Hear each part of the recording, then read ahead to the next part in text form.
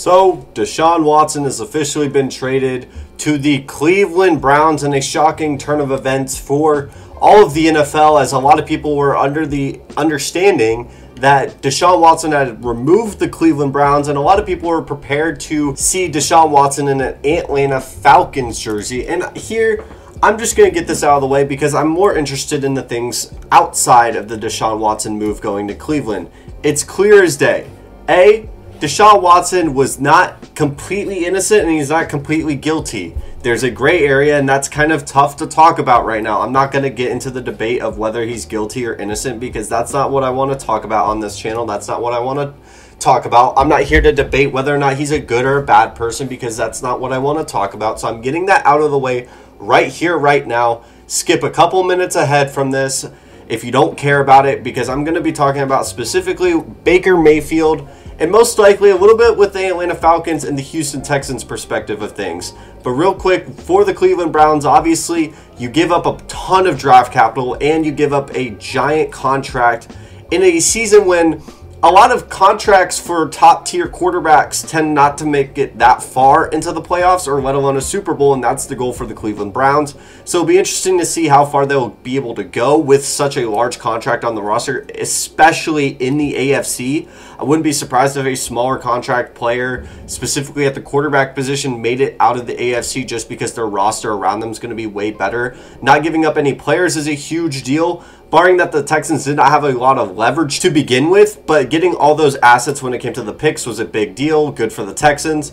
And Deshaun Watson should most likely get suspended for a couple games. I don't know how long. I mean, they suspended Calvin Ridley for a year for sports betting, so I'll be very interested to see how long they suspend Deshaun Watson, if anything at all.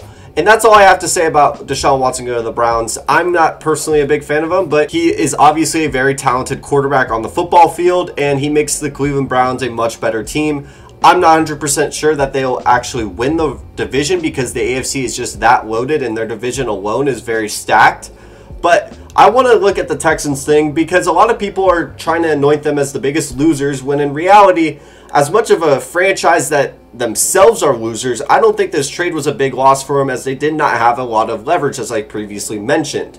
Getting those first-round picks, now, they're not going to be top-tier first-round picks like many expect with the Cleveland Browns. They're not going to be the 13th overall pick like it is this year, but they are going to have a lot of assets moving forward, and not to mention cap space. Davis Mills was potentially the best quarterback out of this rookie class through having the worst situation and doing the most with it. Davis Mills has not a ton of potential as it seems, but he is a viable quarterback, at least as a backup, and a lot of people project him to potentially be the starter for the Texans moving on in a conference where they don't really have any expectations because there's no way they're making the playoffs in the next 2 to 3 years because of the roster that surrounds them.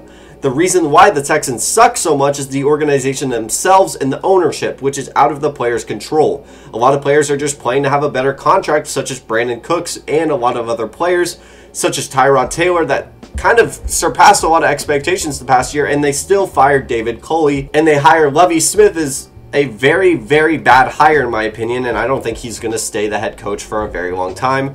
And the Texans have plenty of potential to turn things around with this amount of assets moving into the future. They didn't need players right now because they're not looking to compete right now. They're not looking to win in the next 2 years because honestly, in the next 2 years, the AFC is still going to be a massive crapshoot. They're looking into the future, and whether or not they capitalize on those draft picks is whether or not they lose this trade. But I wouldn't call them an outright loser, just like I wouldn't call the Atlanta Falcons outright losers. Because if they got Deshaun Watson and had to pay him once again, they're in the same situation they would be in with Matt Ryan. Yes, Deshaun Watson most likely would have won them a lot more games because he's not Matt Ryan's age. But at the same time, you're paying an elite level quarterback. You're not having a lot of assets around you because you most likely had to trade your best corner, or potentially Kyle Pitts was rumored in the trade, and you're giving up a ton of assets to get there when the Atlanta Falcons need to build around the roster that they already have and continue to develop and potentially get a like Malik Willis or hell, even a Baker Mayfield on that roster. I think that the Falcons are doing pretty well with what they got. I really like Arthur Smith and I love AJ Terrell, and I think losing him would have been a major loss for them, and they would have to give up a ton of cap space to bring in Deshaun Watson. It's the same thing with the Saints. I don't think the Saints would have been any help when it came to their cap hell that they've already been in. And I think Deshaun Watson has all the capabilities as a football player to potentially go far, but it's a big risk at the end of the day, especially for a team that did not have a fantastic roster around them like the Cleveland Browns do. And not to mention, the Cleveland Browns don't have a perfect roster. They are losing a lot of assets. They still have to get a new center. They still have to rebuild that wide receiver room. Their defensive line and front seven is very weak right now outside of Myles Garrett. And they have to still continue to build that secondary up to the elite level that it could be, barring any kind of injuries as well. The AFC is going to be, the name of the game is going to be health. Whether or not your team can stay healthy and be on the field, that's who's going to come out of the AFC. And the NFC right now is a complete wash. I don't know who's going to come out of there. Potentially Tom Brady and the Bucs. Now, that's a huge deal, and I haven't made a video about it because it's pretty apparent that the Bucs are back to Super Bowl contention. And I've seen rumors of when it comes to Baker Mayfield potentially going to the Seattle Seahawks, and I want to cut that rumor right now. You really think that the Seattle Seahawks are dumb enough to bring in Drew Lock and Baker Mayfield, two of the most immature quarterbacks in the entire NFL, and put them in the same locker room and say, all right, you guys compete and be mature, and not say and not slight each other in the locker room and try to break us down already to the point it is? I don't think Baker Mayfield goes anywhere near Seattle, and I think, honestly, outside of the Indianapolis Colts, I could not tell you where Baker Mayfield could go. And that's why I want to focus a little bit more towards the end of this video, is where could Baker go outside of the Colts? Because the Colts is a great fit for him.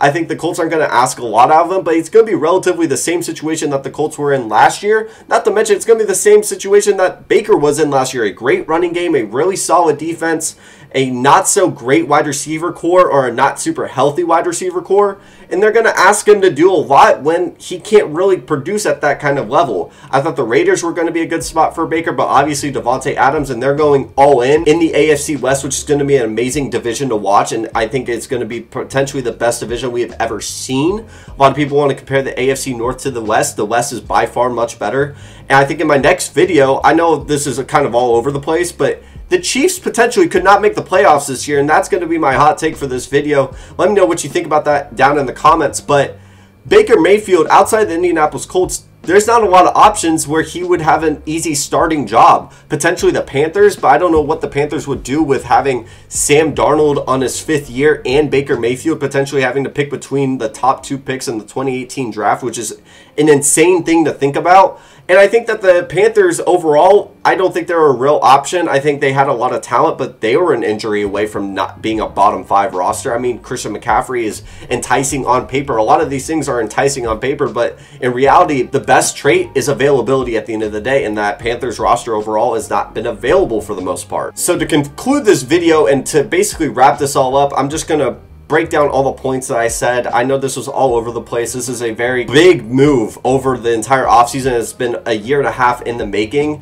I have to say that the Falcons should not be made fun of this trade. They should not be sad that they didn't get Deshaun Watson, because they would have to give a ton of assets out and bring in Deshaun Watson into a situation where the roster was not going to be ready for him year one in a weak NFC, specifically against a Buccaneers team that most likely is going to end up winning that division now. The Saints were going to be in cap hell no matter what if they had brought Deshaun Watson in. Panthers were not guaranteed their 3rd or 4th option with Deshaun Watson on that roster, and they weren't going to be ready to win now. The Browns are giving up a ton of assets in the future in a already loaded AFC, and everyone's just getting prepared, which makes this draft so important for depth reasons, because injuries are going to happen. I've been saying this on my TikTok and everywhere. Injuries are going to be the name of the game for this entire conference. Who can stay the most healthy and who can honestly break out the most with their underrated players. As much as star power is on these rosters, it's the guys that are going to come out of nowhere and potentially be Pro Bowl guys that are going to change this game and potentially make a big run in the AFC, and who is going to be the most consistent, because I don't think, like last year, the Chiefs are going to afford a slow start. I don't think any team in the AFC is going to be able to afford a slow start without potentially catching a break from another team getting injured or having a late finish that's not so great.